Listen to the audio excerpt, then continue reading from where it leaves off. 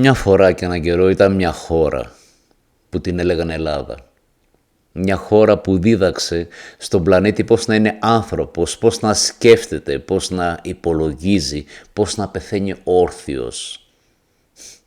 Σήμερα η ίδια αυτή η χώρα διδάσκει στον πλανήτη πώς να σκύβει το κεφάλι, πώς να ανταλλάσσει την ιστορία της με επιδόματα και τη φωτιά της με την αποχάβνωση του καναπέ και του κινητού στο χέρι.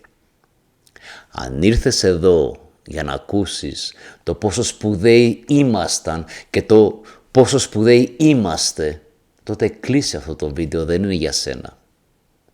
Αν θέλεις να μάθεις γιατί καταντήσαμε έτσι, τότε κάτσε, έχουμε πολλά να πούμε. Αναρωτιέμαι αν οι πρόγονοί μας έβλεπαν το σήμερα, θα μας αναγνώριζαν ή θα νόμιζαν πως ο τόπος τους κατοικείται από ξένους που απλώς φορούν τα ρούχα τους. Πριν τελειώσει αυτό το βίντεο θα ξέρεις την απάντηση και πίστεψέ με, δεν θα σου αρέσει. Μια φορά λοιπόν και έναν καιρό ήταν μια χώρα που τη λέγανε Ελλάδα. Δεν ήταν απλώς ένας τόπος, ήταν μια ιδέα που αποφάσισε να πάρει σάρκα και οστά πάνω σε έναν άγωνο βράχο της Μεσογείου. Ήταν το σημείο όπου ο άνθρωπος έπαψε να κοιτάζει το χώμα και σήκωσε το βλέμμα στα άστρα. Εκεί γεννήθηκε το εμείς. Εκεί που άλλοι έβλεπαν υποκόους και υπηρέτες, εμείς είδαμε πολίτες. Εκεί που ο κόσμος κυβερνιόταν από το φόβο των θεών και των τυράννων, εμείς γεννήσαμε τη δημοκρατία και δεν ήταν δώρο.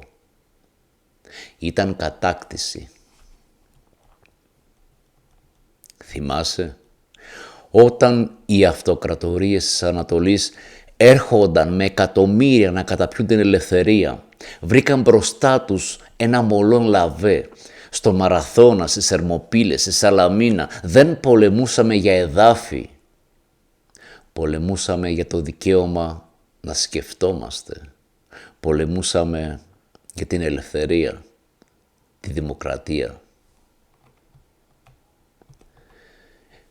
Και σκέφτηκες, Ω Θεέ μου, πόσο σκέφτηκες, έδωσες στον πλανήτη την ιατρική για να γιατρεύει τον πόνο, τη φιλοσοφία για να δαμάζει το χάος, το θέατρο για να καθαρίζει την ψυχή, χάρισες τον λόγο, τη λέξη που σημαίνει ταυτόχρονα ομιλία και λογική. Όλος ο πλανήτης, ακόμα και σήμερα, όταν θέλει να εκφράσει μια υψηλή έννοια, υψηλά ιδανικά, δανείζεται τη δική σου γλώσσα. Υπήρξες ο φάρος και μετά ήρθε το σκοτάδι. 400 χρόνια σιωπής, 400 χρόνια κάτω από το πέλμα μιας αυτοκρατορίας που ήθελε να σβήσει τη μνήμη σου. Αλλά η μνήμη είναι σαν τη φωτιά κάτω από τις στάχτες. Το 1821 δεν έγινε από διπλωμάτες, έγινε από τρελούς, από ρακένδυτους, από αγράμματους που ήξεραν όμως να διαβάζουν το πεπρωμένο τους. Νικήσαμε, διώξαμε τους κατακτητές, σταθήκαμε όρθιοι στους παγκόσμιους πολέμους όταν όλη η Ευρώπη γονάτιζε. Οι ήρωες πολεμούν σαν Έλληνες, έτσι έλεγαν. Και μετά άρχισαμε να τρώμε τις σάρκες μας. Ο διχασμός, το δηλητήριο που κουβαλάμε στο αίμα μας, η ανάγκη μας να μισούμε τον αδερφό μας περισσότερο από τον εχθρό. Τον περασμένο αιώνα, κάθε φορά που φτάναμε στην κορυφή, τραβούσαμε το χαλί κάτω από τα πόδια μας. Και φτάνουμε στο σήμερα. Κοίταξε γύρω σου. Κοίτα στον καθρέφτη. Πού πήγε εκείνο το φως? Μετατρέψαμε τη δημοκρατία σε εμπόριο ψήφων, τη φιλοσοφία σε lifestyle, την περηφάνεια σε επετεία. Γίναμε μια χώρα που εξάγει τα καλύτερα μυαλά της, γιατί δεν αντέχει την αριστεία και κρατάει εδώ τους καιροσκόπους, τους ανθρώπους χωρίς παιδεία, τους αγράμματους στη ψυχή. Διοικούμαστε από δουλοπρεπείς πολιτικούς που σκύβουν το κεφάλι σε ξένες δυνάμεις και συμφέροντα, σε τράπεζες, σε μεγάλες εταιρείες, σε ολιγάρχες. Όχι γιατί είναι αδύναμοι, αλλά γιατί είναι μικροί. Η διαφθορά δεν είναι πια σκάνδαλο, είναι η καθημερινότητά μας. Η αποξένωση είναι το τείχος μας, κλεισμένοι σε οθόνες, καταναλώνοντας την παρακμή μας, ξεχάσαμε πώς να είσαι ηγέτης, πώς να είσαι άνθρωπος, πώς να είσαι ελεύθερος, πώς να σκέφτεσαι.